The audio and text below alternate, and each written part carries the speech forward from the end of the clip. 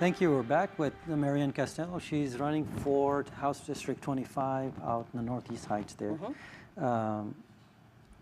Before we went for a break, we were talking about the healthcare. We're getting into healthcare there. Any thoughts on overall, I was talking to you about the elderly care and stuff. Sometimes you hear kind of different opinions on the healthcare, the way it's working. It's a lot of independent homes, correct? Yes, that's So correct. how does it can we reform that in any way? Do you think it's requiring any reform?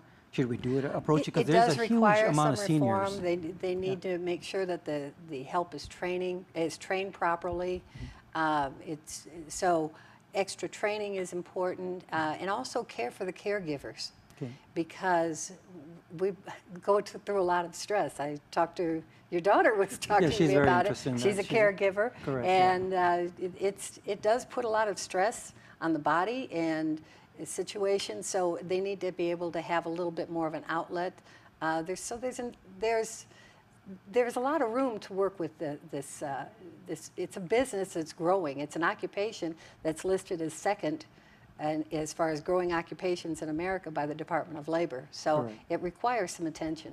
The numbers of seniors are growing because there's so many of course, retirees. we've got all the baby boomers. We have a huge, correct, and we have a huge number of elderlies coming into the system now for the next 10, 20 years, I think. Right. We would have to look at that and study it, kind of. Correct.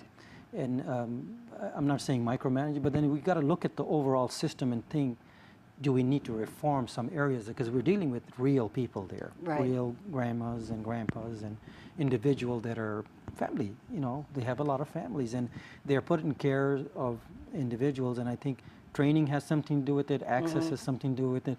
Overall, maybe regulations, I don't think we need any regulations there, would you? A little bit. There needs to be some regulations so that we, just to make change? sure people are bonded.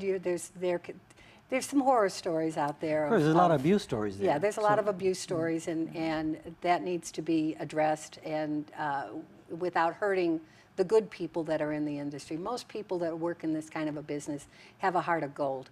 They're trying their best to do the right things for the patient. I know in my own situations, I'm often an extension of the family, because sometimes the patient will tell me something that they didn't tell the family. And like, one little thing is she was one lady that I had, she was delivered her food in a plastic plate. Well, she hated that. She wouldn't eat.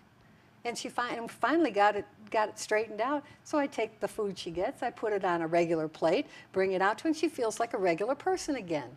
It's little things like that that can make an entire difference in a person's life. The families go through a tremendous amount of anxiety leading their family members. It's very tough. Very tough for the families, the individuals in there. Do you think there needs to be something there as far as the families and giving them that security that, you know, their parents are okay or the grandparents are okay? Because I always hear, you know, like we were talking about the nightmare stories, I always hear these stories about how they're abused and things like that. And then it's not all homes. There's an isolated cases where you hear there's some abuse going on. 98%, 99% I'm sure are okay. Would you agree with that? I would. Yeah. I would. I like to see more home health care, because we don't really need to put people in facilities where it's kind of warehoused. That's not a good thing for in-home care. You're talking about? I'm talking. Well, individual. There's both. We have both, but in-home care is growing tremendously because people want to stay in their home. It's paid for. Because they don't want to leave. They're comfortable with that. Yeah. They have enough interaction. If they don't have enough interaction, then they need to be in a situation where they do. As a home, I've actually had to take somebody who was in a home by themselves. I worked with them for quite a while, but then it was necessary to put him in a group home because when I wasn't there, he had no interaction with anybody. And it's that human contact that makes such a huge difference to their lives and the quality of life that they wind up having. So you feel that in-home is I think in-home is the growing part that really we need some attention on that one. And like I said, that could also be, they could get some financial relief for the family if we could use a tax credit like we do for child care to transfer that same kind of tax credit to adult care in home.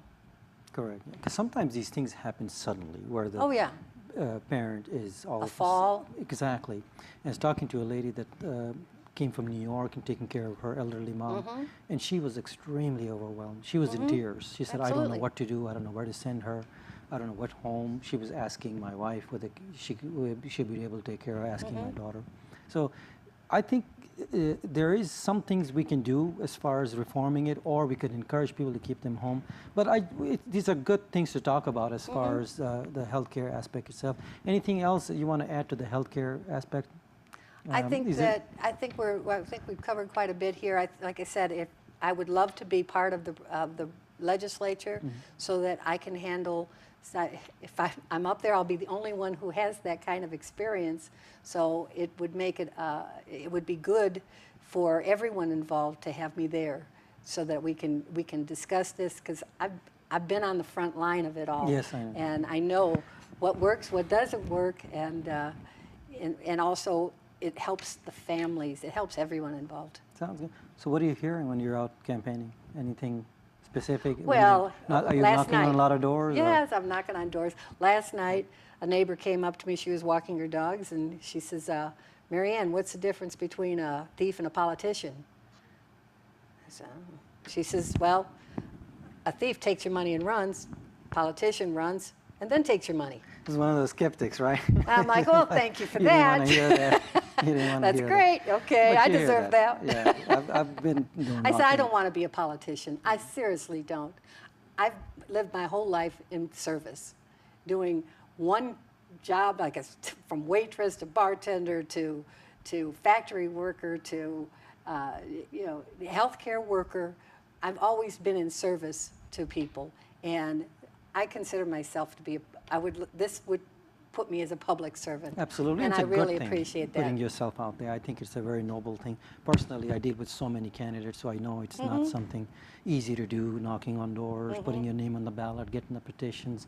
It's a real process. Yeah. I mean, you're really putting yourself out there. It's crazy.